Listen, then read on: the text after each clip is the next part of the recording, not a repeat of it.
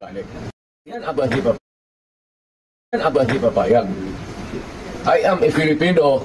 You are all Filipino citizen. Ako, pag nagkasala, you prosecute me in Philippine courts with the Filipino judge, the Filipino prosecutor, at magpakulong ako dito sa bayan ko. Kung masakali.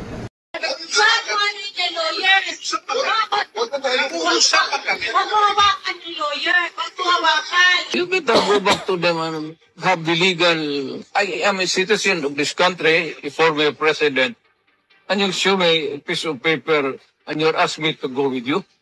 Now that you're asking, sir, for the basis of the warrant, the ICC had issued a warrant pursuant to Article 25(3)(a) of the statute for crime against humanity and pursuant to Article 7(1)(a) of the same statute for murder, sir.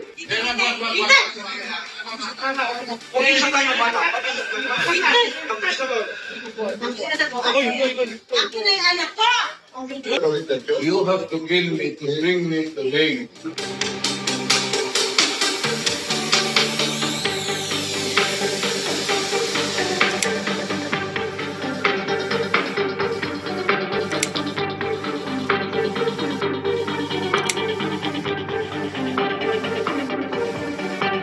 You will just have to kill. Kung hindi ako papayag, kung kakampi ka dyan sa mga puti, you better go back to them and have the legal. I am a citizen of this country, a former president, and you show me a piece of paper and you're asking me to go with you. And I want to ask you, sir, if you understand this right. I was coming from you very clear.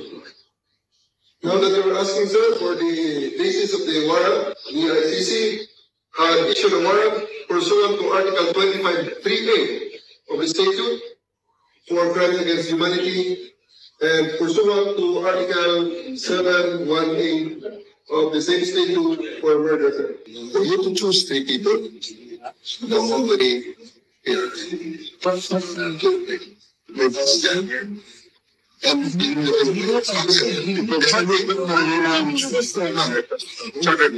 Chartered flight from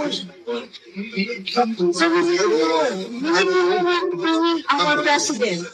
Sir, we need to know please information where you are bringing. Wala sa pig request. Article 59. Bakit hindi yan magawa-gawa?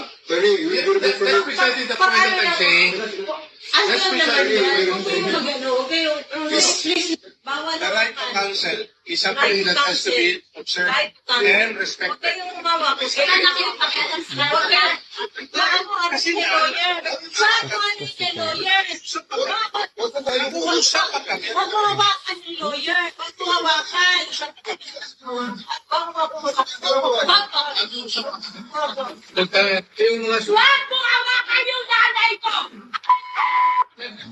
Tanungin ko kayo, anong kasalanan ko?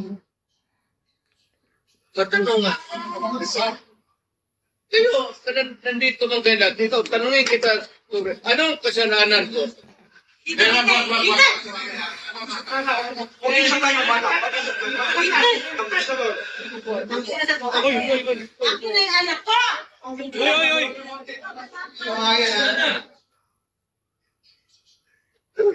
Hihilain mo yan. Hihilain mo yan. Ako maniwala ka, hihilain mo yan. Pero hihilain. You have to kill me to bring me to Hague.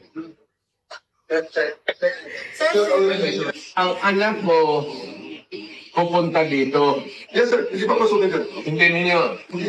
Ikaw. Yes, sir. Hindi mo Upon my order. Hindi mo pinapatok. Yes, sir. Upon my order. Ang sabi ko, ang abogado ko, ang anak ko na babae. They can visit you at your detention center.